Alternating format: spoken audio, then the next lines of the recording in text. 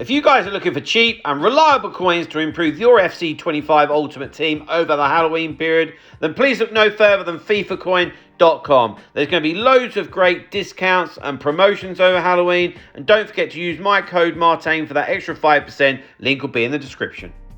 Hi guys, Martin88 here, and welcome back to another EFC 25 video. It's that time of the month where we go through the best players in each position, and it has changed. Yeah, there's some that are going to be mainstays for the majority of the year, but it has changed, okay? So, let's get straight into it, have a look at all of these different positions. We're going to start off at goalkeeper. Actually, it's been a bit boring at goalkeeper. Not that I think that you're all clambering for new goalies, but I've just put Courtois in. I've got Courtois, played 260 games with him, and I think what makes him stand out from the rest, I've said this in so many videos, is the playstyle plus on the close down. Just as simple as that. And yes, the plus on the sweeper keeper. Right, enough said, move on. Okay, right backs. I'd love to know what you think. For me, I think there's a shortage on right backs. So I've got Frimpong and Trent here. And outside of that, so obviously I'm excluding icons and heroes because at this stage of the game, they're way above. But yeah, it's just them two. So I mean, I've got Frimpong in here, but to have him down as like if not the best right back in the game, and to have 65 strength shows you where the right backs are. What would I do with him? I'd put an anchor on him, but you've certainly got a player here that can live with any forward player, and I mean any. You know, even like with Mbappe, his pace, his agility, and balance will be second to none in that right back position. You know, and of course he has that rapid and quick step to go with it as well. One of the key things is, will his defensive and physical stats stand up enough? If you've got the anchor on him, should be just good enough. Yeah. Then we've got Trent, who's a newer card, and he's the total rush. Now this is a Trent that's usable. The gold card is too slow. Be putting a shadow on him all day long. Really get that pace up. 4-star. He's got alternative position CDM, which a lot of people have actually preferred, and maybe his stats do cater for that a bit more. But you know, his base card, his base position is right back, so that's what we're looking at. And he has lots of good attributes. He's actually very good on the ball, as you would expect, you know. And so he's going to be able to use the ball for you, which is lovely. With passing is, I don't want to say difficult, but different this year. So he will work very well for you. Right, then into the left backs, where there's a much bigger pool of talent. I've got Theo Hernandez, DeMarco, and Mendy, right, as the three left backs. This is a team of the week. Theo Hernandez, this is the best left back in the game, in my opinion. He has the physicality at 6 foot. And he's just a powerhouse.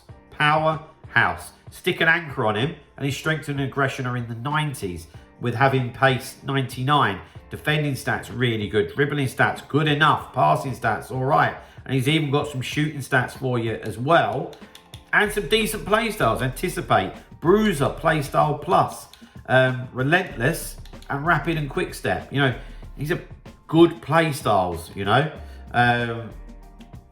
Tremendous card. Expensive though, but what the heck. These are the best players in each position, not the cheapest. We've already done that. Next one is DeMarco, who is definitely a step down from Hernandez, but still very good. You can see there 80 plus in each area of attributes. He has a card that can go up as well. I would put a shadow on him all day long, and I know a lot of people that like him and feel that he plays above his stats. Definitely deserves to be on this list. Okay, Ferland Mendy. So what we're looking at here with Mendy is a card that can be evoed, right?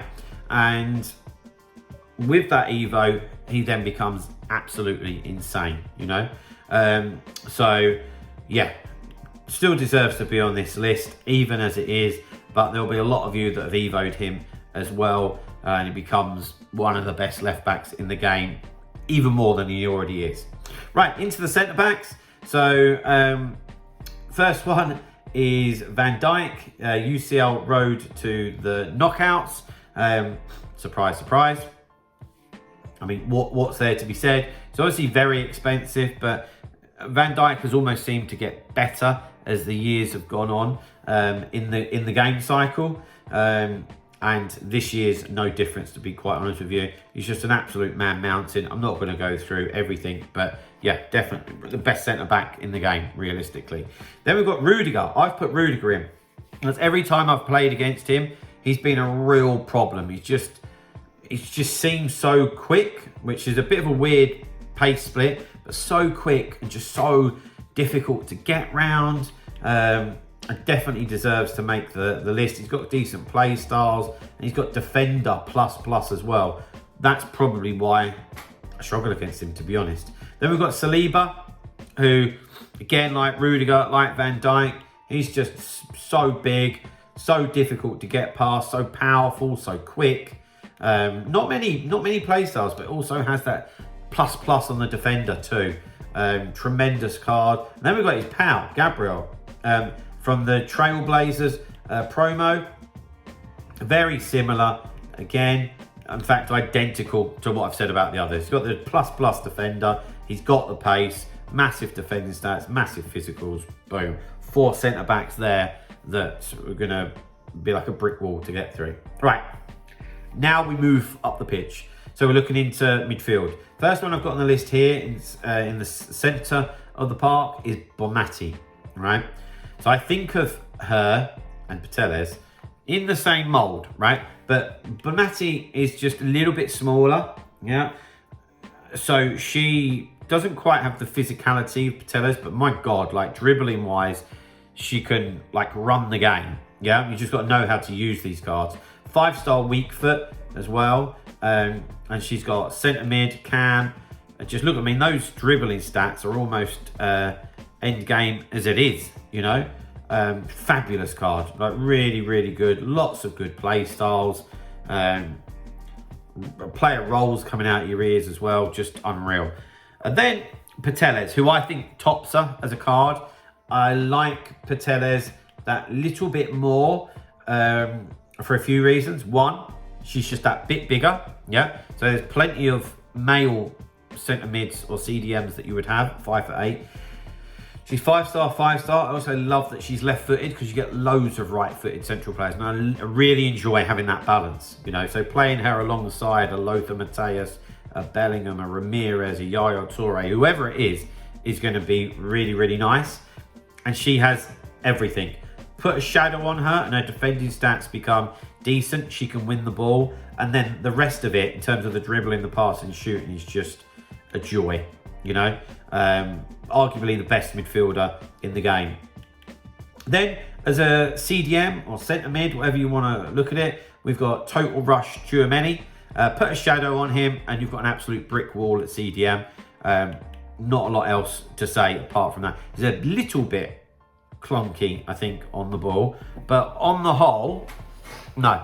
Like, just very difficult to get past, you know. And if you've got like Van Dijk and Saliba and him in front, you know, it's going to be very difficult for people to get through. Then we've got Loftus-Cheek, who's UCL road to the knockout, so his card can go up. For me, it's a little bit like Tchouaméni in terms of stature and in terms of attributes. So it'd be another powerful midfielder, and probably a little bit overlooked because he's in Serie A. Then Zaire Emery, Total Rush from Ligue 1. Look at those stats, very well rounded. I'd be inclined maybe to put like an anchor on him if you were going to use him more defensively. If you was going to try and use him more offensively, get a hunter on him. You know, it depends what you want to do. If you're going to use him as CDM or CM, he's got deep line playmaker as a plus. So yeah, he's somebody that gives you options kind of to do what you want. Then we've got Frankie de Jong, Total Rush. I really like de Jong. Think he's an absolute Rolls Royce of a central midfielder. Love the dribbling stats, really do. Yeah, I mean, I'd go shadow on him just to make him a bit more physical in winning the ball back. But totally love this card and don't get to use him, but would like to, you know. Then we've got Team of the Week, Valverde, who is somebody that a lot of you would be interested in. He's the ultimate, like, box-to-box midfielder as far as I'm concerned. Although he has plus as a playmaker, I don't really see him like that. I'd be surprised if you do. For me, he's the box-to-box guy. But yeah, stats all over the place. Really good pace.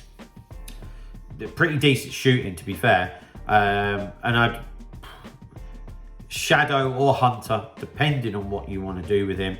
But another cracking guy. Lots of good options in the central of midfield. Then we've got Kevin De Bruyne, Total Rush, who had a massive upgrade on pace. Yeah, his gold card is high rated, but the pace is just too slow.